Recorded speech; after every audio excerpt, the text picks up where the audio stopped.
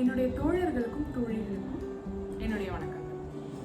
இன்னைக்கு நம்ம பார்க்க போகிற கான்செப்ட் என்னன்னா boiling point. So boiling point என்ன, வாட்டரோட பாயிலிங் பாயிண்ட் எவ்வளோ, இதுக்கான ஆன்சர் நம்மள நிறைய பேருக்கு தெரிஞ்சிருக்கும். நீங்கள் கெமிக்கல் இன்ஜினியரிங்காக இருந்தாலும் சரி, வேறு normal science students, school students எல்லாருக்குமே இதை பற்றி தெரிஞ்சிருக்கும்.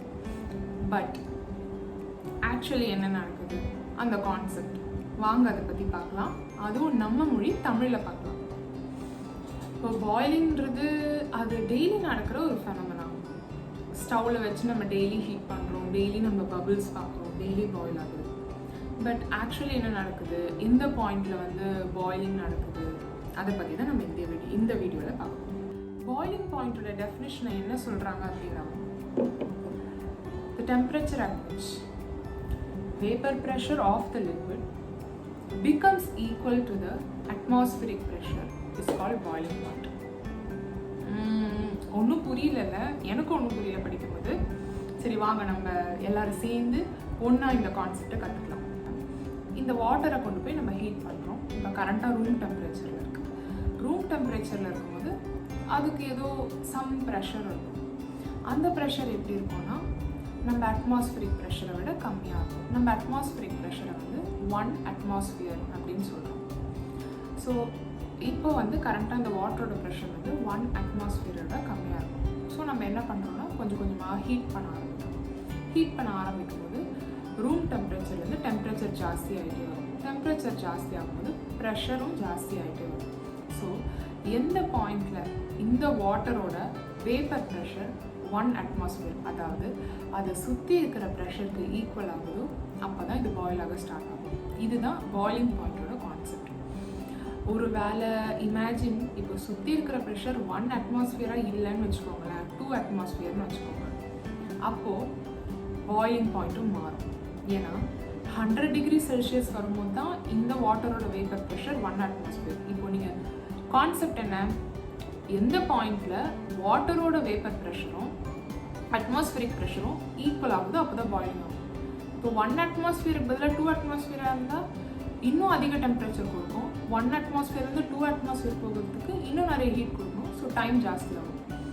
இதுவே 1 atmosphere பதிலாக 0.5 atmosphere இருந்தால், ப்ரெஷர் கம்மியாக இருந்தால் சுற்றி இருக்கிற ப்ரெஷரு நீங்கள் வந்து சீக்கிரமாக அச்சீவ் பண்ணிடுவீங்க. இந்த கேஸில் வந்து பாயிலிங் பாயிண்ட் வந்து 100 degree Celsius இருக்காது. ஸோ ஏதோ ஒரு ப்ரெஷரில் இருக்குது. 0.5 வந்து சீக்கிரமாக அச்சீவ் ஆகிடும் தானே. ஆப்வியஸ்லி 1 atmosphere விட 0.5 atmosphere கம்மி தானே. அதுக்கு எடுத்துக்கிற டைமும் ரொம்ப கம்மியாக இருக்கும். ஸோ இனி வந்து உங்ககிட்ட யாராச்சும் கேட்டாங்கன்னா வாட்டரோட பாயிலிங் பாயிண்ட் என்ன அப்படின்னு, நீங்கள் 100 degree Celsiusன்னு சொல்லக்கூடாது. ஃபஸ்ட்டு அட்மாஸ்பியரிக் ப்ரெஷர் என்ன அப்படின்னு அவங்கக்கிட்ட கேட்கணும். ஏன்னா அட்மாஸ்பியரிக் ப்ரெஷர், அதாவது சுற்றி இருக்கிற ப்ரெஷருக்கு ஏற்ற மாதிரி வாட்டரோட பாயிலிங் பாயிண்ட் வந்து வேரி ஆகிட்டே இருக்கும். அது என்ன வேப்பர் ப்ரெஷர், ஏன் லிக்விட் ப்ரெஷர்னு சொல்லலாம், இல்லை ப்ரெஷர் ஆஃப் வாட்டர்னு சொல்லலாம். ஒரு லிக்விட் எடுத்துகிட்டு நம்ம இதுக்கு வந்து வேப்பர் ப்ரெஷர்னு சொல்கிறோம். சரி, அதை பற்றி நம்ம பார்க்கலாம். வேப்பர் ப்ரெஷரோட டெஃபினிஷன் நான் சொல்கிறேன். The pressure exerted by a vapor above the liquid when it is in equilibrium with the liquid. இப்போது வாட்டர் வந்து நம்ம முன்னாடி இருக்குது. இப்போ இந்த வாட்டரில் என்ன நடக்கும்னா, எனி டெம்பரேச்சர், பாயிலிங் பாயிண்ட் தான் இல்லை, any temperature below the boiling point also இந்த மில்லியன்ஸ் ஆஃப் மாலிகுல்ஸ் இருக்குல்ல. இப்போ ஃபார் எக்ஸாம்பிள் ரூம் டெம்பரேச்சர் எடுத்துக்கிறேங்க. இந்த லெட்டஸ் அஸ்யூம் இந்த ரூம் டெம்பரேச்சர் வந்து ஒரு 30 degree Celsius அப்படின்னு வச்சுக்கோங்களேன். இந்த 30 degree Celsiusல கூட இந்த crores and millions of molecules இந்த வாட்டருக்குள்ளே இருக்கும்ல.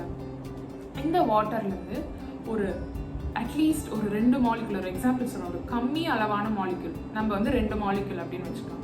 அவுட் ஆஃப் இந்த மில்லியன்ஸ் ஆஃப் மாலிகுல் வந்து ஒரு 2 மாலிகுல் வந்து எப்படியாவது இப்போ எப்படி இருக்கும், வாட்டரில் வந்து பாண்ட் மாதிரி ஃபார்ம் ஆகிருக்கும். அந்த பாண்டை பிரேக் பண்ணிக்கிட்டு அந்த 2 மாலிகுல் பிரேக் ஆகிறதுக்கான ஹீட் வந்து அந்த அளவு வந்து ரொம்ப கம்மியாக இருக்கும். அந்த ஹீட்டை வந்து அந்த 2 மாலிகுல் எப்படியாவது கெயின் பண்ணும். ஒன்று அட்மாஸ்பியர்லேருந்து கெயின் பண்ணலாம், இல்லை கிளாஸ்லேருந்து கெயின் பண்ணலாம். அந்த ஹீட்டை வந்து கெயின் பண்ணிவிட்டு அந்த 2 மாலிகுல் வந்து இந்த வாட்டருக்கு மேலே வந்து நிற்கும். ஸோ இப்போ வேப்பர் வந்துடுச்சா, அது வந்து நம்ம கண்ணுக்கு தெரியாது, அளவு ரொம்ப கம்மின்றதுனால அந்த 2 வாட்டர் மாலிகுல் வாட்டருக்கு மேலே வந்துடும். ஸோ அது இப்போது வேப்பராக இருக்கும். ஸோ நீங்கள் எந்த டெம்பரேச்சராக இருந்தாலும் சரி வேப்பர் ப்ரெஷர் கண்டிப்பாக இருந்துகிட்டே தான் இருக்கும். நீங்கள் டெம்பரேச்சரை இன்க்ரீஸ் பண்ண நிறைய மாலிக்யூல்ஸ் மேலே வர அந்த வேப்பர் வந்து உங்கள் கண்ணுக்கு தெரியுது. இப்போ 30 டிகிரி செல்சியஸ் உங்கள் கண்ணுக்கு தெரியலனாலுமே இந்த வாட்டர்லேருந்து ஒரு 2-3 மாலிக்யூல் வெளியில் வருது. அதை தான் நம்ம வேப்பர்னு சொல்கிறோம்.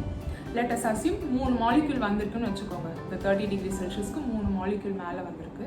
ஸோ அது வேப்பராக இருக்குது. அந்த வேப்பர் வந்து வாட்டருக்கு ஒரு அழுத்தத்தை கொடுக்கும். இதுதான் இந்த டெஃபினிஷனை நீங்கள் நல்லா நோட் பண்ணிங்கன்னா உங்களுக்கு தெரியும். The pressure exerted by the vapor above the liquid. That's the concept. Next வந்து when it is in equilibrium with the liquid. இந்த பாயிண்ட் வந்து ரொம்ப இம்பார்ட்டன்ட். ஈக்குலிபிரியம்னா பொதுவாக என்னதுன்னா இதுக்கு மேலே இதுதான் லிமிட்.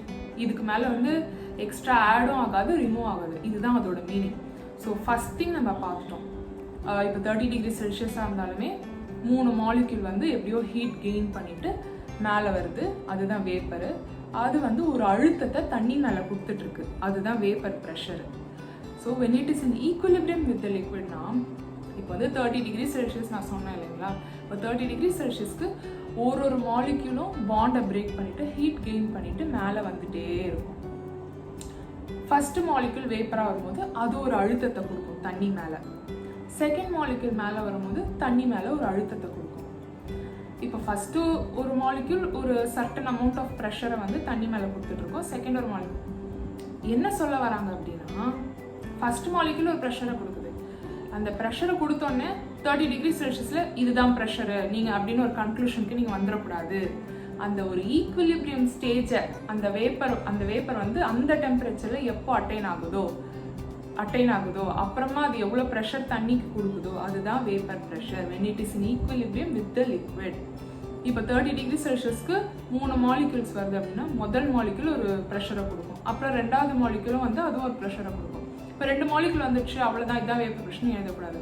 நீங்கள் வெயிட் பண்ணணும். அது ஒரு ஈக்குலிபிரியம் ஸ்டேஜை அட்டைன் பண்ணுற வரைக்கும் வெயிட் பண்ணணும். ஸோ மேக்ஸிமம் 3 மாலிக்யூல்ஸ்னால் 3 மாலிக்யூல்ஸ் வந்து ஒரு ப்ரெஷரை கொடுக்கும், தண்ணி மேலே ஒரு அழுத்தத்தை கொடுக்கும். ஸோ அவ்வளோதான். இதுக்கு மேலே வந்து எந்த மாலிக்யூலும் வராது. இதுதான் மேக்ஸிமம் ப்ரெஷர் இந்த டெம்பரேச்சர் அப்படின்ற ஒரு கட்டத்தில் எவ்வளோ ப்ரெஷர் இருக்கோ அதுதான் அந்த டெம்பரேச்சருக்கு ஒரு குறிப்பிட்ட ப்ரெஷர். ஸோ நம்ம ஹீட் பண்ணும்போது இதுதான் நடக்குது. ஸோ டெம்பரேச்சர் ரைஸ் ஆகும்போது நிறைய ஹீட் நம்ம கொடுக்குறோம் பாண்ட் பிரேக்கிங்க்கு. ஸோ பாண்டெல்லாம் பிரேக் ஆகி அந்த மாலிக்யூல்ஸ் மேலே வந்து வேப்பராக ஃபார்ம் ஆகி ஒரு அழுத்தத்தை வந்து தண்ணிக்கு கொடுக்கும். அந்த ப்ரெஷர் எப்போ சுற்றி இருக்கிற ப்ரெஷருக்கு ஈக்குவல் ஆகுதோ அப்போ தான் பாயில் ஆக ஸ்டார்ட் ஆகும். இதுதான் நம்ம பாயிலிங் பாயிண்ட்னு சொல்கிறோம். இந்த வீடியோ உங்களுக்கு ரொம்ப யூஸ்ஃபுல்லாக இருக்கும்னு நினைக்கிறேன். அதாவது நீங்கள் எந்த கான்செப்டாக சரி அது நம்ம மொழி தாய்மொழி தமிழில் படிக்கும்போது அதோட சுகமே தனி. நம்ம அதை என்ஜாய் பண்ணி படிப்போம். மீண்டும் ஒரு நல்ல வீடியோவில் உங்களை சந்திக்கிறேன். Until then, this is Jenny signing off. Thank you.